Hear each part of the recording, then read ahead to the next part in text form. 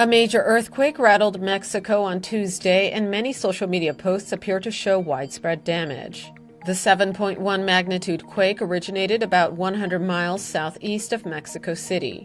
The U.S. Geological Survey's earliest estimates suggest there will likely be between 100 and 1,000 fatalities. According to Business Insider, Mexico City's mayor Miguel Mancera says there are reports of people trapped in collapsed buildings. All flights to and from Mexico City's airport are being diverted or put on hold. Earlier this month, an 8.1 magnitude quake hit the country, killing 98 people.